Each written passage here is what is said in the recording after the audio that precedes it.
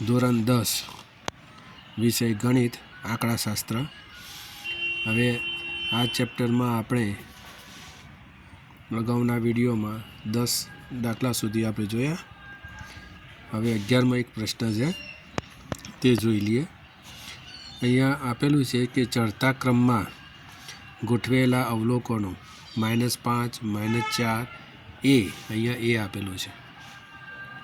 5 7 10નો મધ્યક 2 હોય તો એ બરાબર ખાલી જગ્યા। હવે આ જે અવર્ગીકૃત માહિતીનો જે મધ્યક અહીંયા આપણને 2 આપેલો છે અને એમાં એક અવલોકન આપણને આપેલું નથી। મધ્યક આપી દીધો છે પણ એક આપણને આપેલું નથી, બરાબર। તો આ એનું મૂલ્ય આપણે શોધવાનું છે। તો કઈ રીતે શોધાય તે આપણે જોઈએ। તો આપણું સૂત્ર છે x બાર = σ(xi)/n। હવે આમાં બધાનો સરવાળો કરી નાખીશું આપણે, બરાબર। તો x બાર બરાબર કેટલો આપેલો સારે 2, તો આપણે અહીંયા મૂકીશું 2। ચલો 2 મૂકી દીધા। હવે σxi એટલે બધાનો સરવાળો -5 -4 વત્તા a વત્તા 5 વત્તા 7 વત્તા 10 ભાગ્યા કુલ કેટલા છે 1 2 3 4 5 6 1 2 3 4 5 6 એટલે 6 અવલોકન એટલે n બરાબર 6। σxi એટલે આ જે અવલોકન આપ્યા છે એનો સરવાળો। x બાર એટલે મધ્યક 2 આપેલું છે। આપણે ગુણાકાર કરીએ ક્રોસમાં 6 દૂના 12, તો અહીંયા 12 થયા બરાબર। આ ઋણનો સરવાળો ઋણ થાય એટલે 5 ને 4 -9 વત્તા એનો ધનનો સરવાળો આ એ જો એ વત્તા ધનનો સરવાળો ધન થાય 10 ને 7 17 17 18 19 20 21 22, બરાબર। એટલે અહીંયા 7 10 7 17 17 5 22। હવે આગળ વધીએ 12 ના 12 બરાબર। હવે અહીંયા 22માંથી 9 કાઢી નાખો। 22માંથી 9 કાઢો, કારણ કે એક ઋણ છે અને એક ધન હતો બાદ બાકી થાય, તો 22માંથી 9 કાઢી નાખો। 9 થી 10 11 12 એટલે કેટલા થયા? અહીંયા આ એ તો મૂકી દઈએ આપણે, એ મૂકી દઈએ। હવે 22માંથી 9 જાય એટલે વત્તા આવશે, એટલે વત્તા 9 થી 10 11 12 એટલે કેટલા રહ્યા? 3 અને 13 રહ્યા, બરાબર। એટલે 22માંથી 9 જાય તો 13। હવે એ 13 છે આપણે આ બાજુ લઈ જઈએ એટલે 12 માઇનસ થઈ જાય -13 એ, તો એ બરાબર 12માંથી 13 જાય ના જાય તો માઇનસ, 13માંથી 12 જાય તો 1 એટલે ઋણ 1 જવાબ આવે, એટલે એ બરાબર -1। તો અહીંયા આપણો જવાબ આવી ગયો એ બરાબર -1। આ રીતે આપણે શોધી શકીએ। અહીંયા જો અવર્ગીકૃત માહિતીનો મધ્યક આપી દીધો છે 2 અને અહીંયા એ શોધવાનો છે, તો આ સૂત્રનો ઉપયોગ થાય। x બાર = σxi/n। x બાર એટલે આ 2, σx એટલે બધાનો સરવાળો એટલે -5 -4 વત્તા a વત્તા 5 વત્તા 7 વત્તા 10 કુલ અવલોકનો કેટલા એટલે n 1 2 3 4 5 6 વડે ભાગો। સાદરૂપ આપો 6 દૂના 12, આ 2નો ઋણનો સરવાળો ઋણ, એનો એ ધનનો સરવાળો ધન, 10 ને 7 અને 5 એનો 22 અને 2નો સરવાળો -9। હવે 22માંથી 9 જાય તો 13 એ વત્તા 13 આ બાજુ -13 તે બરાબર -1, બરાબર। હવે બીજો એક દાખલો છે। નીચે આપેલી માહિતીનો મધ્યસ્થ વર્ગ ખાલી જગ્યા છે આખું આપેલું છે, તેનો આપણે વર્ગ લખીએ। અહીંયા આવૃત્તિ લખીએ, મધ્યસ્થ વર્ગ તો અહીંયા સંચય આવૃત્તિ આપણે વધવું પડે, સંચય આવૃત્તિ, બરાબર। તો ચલો વર્ગ કયો છે 10 થી 20 20 થી 30 30 થી 40 40 થી 50 અને 50 થી 60। આવૃત્તિ 12 18 25 15 અને 10 આ બધાનો સરવાળો કરી નાખો n બરાબર, એટલે 8 2 10 ને 5 15 15 ને 5 20 20 વધી 2 2 ને 3 4 5 6 7 8 80 થયા, બરાબર। હવે એને સંચય આવૃત્તિ પહેલાં 12 12માં 18 સવા કરો, 8 2 10 વધી 1 2 3 30 30 થી 40 50 5 55 55માં 15 ઉમેરો એટલે 5 5 10 વધી 5 6 ને 7 70 70માં 10 ઉમેરો એટલે 80, અહીંયા 80 તો 80 આવવા જોઈએ। ચલો 12 ના 12 12માં 18 ઉમેરો 30 30માં 25 ઉમેરો 55 55 15 ઉમેરો 70 70માં 10 ઉમેરો 80 થયા। હવે આના એના અડધા કરી નાખો એટલે કેટલા થાય 40. તો અહીંયા 40 ક્યાં આવે છે જોઈ લો. અહીંયા નહીં, અહીંયા નહીં, અહીંયા આવી છે બરાબર, અહીંયા આવે છે. તો અહીંયા આવે છે એટલે સીધો આવશે. જો આમાં સમાવેશ થાય 40, ના આમાં થાય છે, ના આમાં થાય એટલે 55 બરાબર, એમાં સમાવેશ થાય. તો આ શું થઈ ગયું, મધ્યસ્થ વર્ગ મળી ગયો એનું આપણું આ રહ્યું 30 40 બરાબર. 30 40 તો આ રહ્યું 30 40, તો એનો જવાબ આવશે 30 40 મધ્યસ્થ વર્ગ બરાબર. ઓકે, એ રીતે આપણે પકડી લેવા. અથવા તો તમારે કંઈ નાખો તો આવી ગણતરી ના કરો તો સીધું ડાયરેક્ટ તમારા અહીં સરવાળો લઈ લેવાનો એટલે કુલ થાય 80. 80ના અડધા કંઈ નાખો, 80ના અડધા કંઈ નાખો એટલે 40. એટલે 40 ક્યાં પકડાય તે પહેલાં 12નો 12 આવવા દો, 12માં આ 18 ઉમેરો બરાબર, એટલે સીધો તમારે 30 થાય. 30માં ઉમેરો, 30માં 25 ઉમેરો એટલે 55, એટલે ખબર પડી જાય અહીંયા 40 આવી 55 આવી ગયો એટલે સીધો આ પકડી લેવાય. ખબર 30 40 એ રીતે તમે પણ પેપરની અંદર ડાયરેક્ટ ગણતરી કરી શકો છો અને ઝડપી જવાબ લાવી શકો છો બરાબર. બીજો એક પ્રશ્ન છે અહીંયા, વર્ગ 10, 0 થી 10, 10 થી 20, 20 થી 30, 30 થી 40, 40 થી 50 એની દરેકની આવૃત્તિ પણ આપણે આપી દીધી છે. અને નીચે પૂછેલું છે આપેલ આવૃત્તિ વિતરણના સંદર્ભમાં નીચેના પૈકી કઈ માહિતી ખોટી છે. હવે ખોટી માહિતી આપણે શોધવાની છે. ચલો હવે ખોટી માહિતી શોધવાની છે તો પહેલાં તો આપણે આનો સરવાળો લઈ લઈએ, જોઈ લઈએ બરાબર. 9 ને 6 15, 15 તો 16 17 18 18 19 20, 20 વધી 2, 2 ને 3 4 5 6 60 છે. n બરાબર 60 છે બરાબર.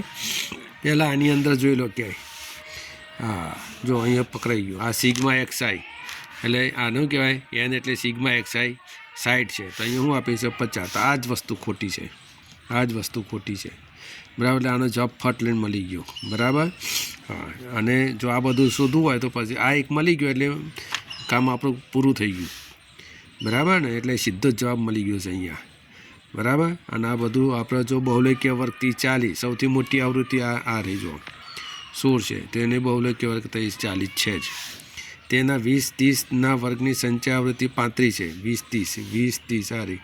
તો આ સરવાળો કરો તો આ થાય છે એટલે 10 20 20 21 22 23 25 25 2 એટલે 35 થઈ જાય છે. એટલે આ પણ સાચું છે, આ પણ સાચું છે, આ પણ સાચું જ હશે, ફક્ત આ ખોટું છે, આ પકડાઈ ગયું એટલે બીજું આગળ કંઈ જોવાની જરૂર નથી. હવે એક બીજો પ્રશ્ન છે, રચનાએ 6 પરીક્ષાઓમાં સરેરાશ 45 ગુણ મેળવ્યા હતા. તેણીના શિક્ષકે તેણીએ મેળવેલ સૌથી ઓછા 30 ગુણ કાઢી નાખ્યા અને તેણીનો ગ્રેડ નક્કી કરવા સરેરાશ ગુણની ગણતરી કરી નીચેનામાંથી કયો વિકલ્પ તેણીએ મેળવેલ સરેરાશ ગુણ બતાવશે. આ માર્ક 13માં પૂછાયેલો છે. તો અહીંયા જોઈ લઈએ આપણે આમાંથી પકડી પાડીએ. ચલો, રચનાએ 6 પરીક્ષાઓમાં સરેરાશ 45 ગુણ મેળવ્યા. ચલો 45 ગુણ મેળવ્યા બરાબર. આ 45 ગુણ મેળવ્યા 6 પરીક્ષાઓમાં. તેણીએ શિક્ષકે તેને મેળવેલ સૌથી ઓછા 30 ગુણ એને કાપી લીધા બરાબર. 30 ગુણ કાપી લીધા. 6 પરીક્ષા આપી એને એમાંથી 30 કાપી લે એટલે 6 તો આપ્યા એટલે કુલ ગુણ 45 ગુણાકાર 6 કરો એટલે એમાંથી કુલ ગુણ એને મળ્યા. 6 પરીક્ષાઓના કુલ ગુણ 45 ગુણાકાર 6. હવે એને શું કરે છે, સૌથી ઓછા ગુણ હતા કેટલા તો 30 ગુણ એને કાપી લીધા એટલે -30 એટલે કેટલા થઈ ગયા 5. કેટલા થઈ ગયા હવે 1 બરાબર. સૌથી ઓછા જે હતા 30 ગુણ એ કાપી લે એટલે 6 પરીક્ષામાંથી 1 પરીક્ષાના ગુણ કપાઈ ગયા બરાબર. તો એ 5 થઈ ગયા બરાબર. હવે 5 થઈ ગયા એટલે સીધો નીચે આપણે લેવો હોય સરેરાશ ગુણ કરવો હોય તો 5 વડે ભાગવા પડે. તો 5 વડે ભાગ્યા તો આવો વિકલ્પ ગોતી કાઢો. 45 ગુણાકાર 6 -30 અને 5 આ રહ્યા. આ જવાબ સાચો બરાબર. આ જવાબ સાચો આવશે બરાબર. 6 એટલે એક સૌથી ઓછા 30 ગુણ કાઢી નાખ્યા એટલે 1 નીકળી ગયો ને, 6માંથી 1 નીકળી ગયો એટલે કેટલા થઈ જશે 5 થઈ જશે. અને આ બંને ગુણાકાર કરો તો એટલે કેટલા 45 ગુણાકાર 6 કરો, 45 ગુણાકાર 6 એટલે કુલ ગુણ થયા અને એક કુલ ગુણમાંથી એને 30 ગુણ એને કાઢી નાખ્યા બરાબર. તો આ ગુણાકાર કુલ અને એમાંથી 30 નીકળી ગયા એટલે 1 નીકળી ગયું એટલે કેટલા થઈ જાય 6 પરીક્ષામાંથી 5 પરીક્ષા એટલે 5 વડે ભાગો એટલે આ થઈ ગયું બરાબર. હવે એક બીજો છે આ રીતનો નીચે આપેલ વિધાનો સાચા બને તેમ કૌંસમાંથી જવાબમાંથી યોગ્ય જવાબ પસંદ કરીને લખો. હવે એ પણ એક મે 2010માં પૂછાયેલું છે કે એક્સ બાર ઇઝ ઇક્વલ, આખું સૂત્ર જ છે, પદ વિચલનનું સૂત્ર. જો એક્સ બાર ઇઝ ઇક્વલ એ વત્તા સિગ્મા એફઆઈ યુઆઈના છેદમાં સિગ્મા એફઆઈ ગુણાકાર એચ. એની અંદર કે આ યુઆઈ છે હું, તો આમાં આપેલું છે એક્સઆઈ માઇનસ એ છે, XI minus a upon H છે, એ માઇનસ એક્સઆઈ અપોન એચ છે. ના, આ છે XI minus a upon H, બરાબર. તો આ આવે એક્સઆઈમાંથી એ બાદ કરો, એટલે કે ધારેલો મધ્યક બાદ કરો અને એચ વડે ભાગી નાખો, એટલે કે વર્ગ લંબાઈ વડે ભાગી નાખો, તે જવાબ સાચો. એટલે આ જવાબ સાચો. આ સૂત્રમાં આપણે છે જ. એ રીતે પેલું સૂત્ર બી પૂછે, બરાબર. હા, ધારેલા મધ્યકની રીત વડે x bar is equal to a વત્તા સિગ્મા એફઆઈ ડીઆઈના છેદમાં સિગ્મા એફઆઈ, એમાં ડીઆઈ છે હું, તો d i is equal to x i minus a આવે. આવું પણ પૂછી શકે, બરાબર. ડીઆઈમાં પૂછે, આ જેમ યુઆઈ પૂછે એમાં ડીઆઈ પણ પૂછે, બરાબર. તો d i is equal x i minus a, અને જો યુઆઈ હોય તો x i minus a upon h થાય. હવે એક બીજો એક પ્રશ્ન છે, પ્રથમ n પ્રાકૃતિક સંખ્યાઓનો મધ્યક ખાલી જગ્યા થાય. એટલે પ્રથમ n પ્રાકૃતિક સંખ્યા એટલે 1 2 3 એમ કરતાં n સુધી. હવે આનો સરવાળો કરવો હોય, આનો સરવાળો આપણે પહેલો લેવો પડે. મધ્યક ખોદવો હોય તો આનો સરવાળો લેવો પડે, બરાબર. તો મધ્યક એટલે x bar is equal two ઉપર સરવાળો n પ્રાકૃતિક સંખ્યાનો 1 વત્તા 2 વત્તા 3 વત્તા n સુધી. કેટલી સંખ્યા થઈ? n પ્રાકૃતિક સંખ્યા, એટલે n વડે ભાગવા પડે. પછી આનો સરવાળો આપણે આંકડા સમાંતર શ્રેણીમાં એનું સૂત્ર છે. પ્રથમ પ્રાકૃતિક સંખ્યાઓનો સરવાળો શોધવા માટેનું સૂત્ર છે n + 1 ભાગ્યા 2. આ સૂત્ર છે આનું. અને પાછો n તો ખરો જ n, બરાબર. એટલે પ્રથમ n પ્રાકૃતિક સંખ્યાઓનો સરવાળો શોધવા માટેનું આપણે સૂત્ર છે સમાંતર શ્રેણીમાં, તે આ છે n + 1 ભાગ્યા 2. અને આ n એ આપણે શોધવાનો છે. અરે n તો આપણે મૂકવું પડે આપણે નીચે, કારણ કે આપણે સરેરાશ શોધવાની છે n પ્રાકૃતિક સંખ્યાઓનો. હવે એને આપણે લઈ જઈએ નીચે, બરાબર. આ રીતે આ બે તો ખરા, અને આ કેટલા આવશે ગુણાકાર n, તો n ઉડી જશે, એટલે જવાબ આવશે n + 1 ભાગ્યા 2. એટલે આ જવાબ સાચું આવી ગયો, આ જવાબ, બરાબર. પછી એક બીજો એક આ પ્રશ્ન છે, -2 -3 0 1 3 2 7નો મધ્યસ્થ ખાલી જગ્યા છે. હવે આ શોધો તો પહેલાં આપણે ચડતા ક્રમમાં ગોઠવવો પડે. ચડતા ક્રમમાં પહેલાં કોણ આવશે? તો -3 આવશે. પછી કોણ આવશે? -2 આવશે. પછી કોણ આવશે? તો 0 આવશે. પછી કોણ આવશે? 1 આવશે, 2 આવશે, 3 આવશે અને 7 આવશે. આ ચડતા ક્રમમાં થઈ 1 2 3 4 5 6 7, 1 2 3 4 5 6 7, -3 -2 0 1 2 3 4 ચડતા ક્રમમાં થઈ ગયું. હવે 1 2 3 4 5 6 7 છે, એટલે ચોથા નંબરનો 1 2 3 અલગ, 1 2 3 અલગ. હવે વચ્ચે કોણ આવ્યું? આ તો આ મધ્યસ્થ મળી ગયું. તો આપણે મળી ગયું આ રીતનો દાખલો આગળ આપણે જોઈ લીધો. ખબર પડી ગઈ ને? હા. હવે બીજો એક જોઈ લઈએ. અહીંયા જો અવલોકનો 15 17 23 28 પાછો 23 25 19 28 એક્સનો બહુલક 23 છે, તો x + 7 બરાબર ખાલી જગ્યા, બરાબર. બહુલક 23 છે. બહુલક 23 એટલે 23નું મૂલ્ય 1 કરતાં વધારે હોવું જોઈએ. તો 23નું મૂલ્ય જોઈ લો. અહીંયા 23 કેટલી વખત આપ્યું છે? 1 વખત, આ 2 વખત આપેલો છે.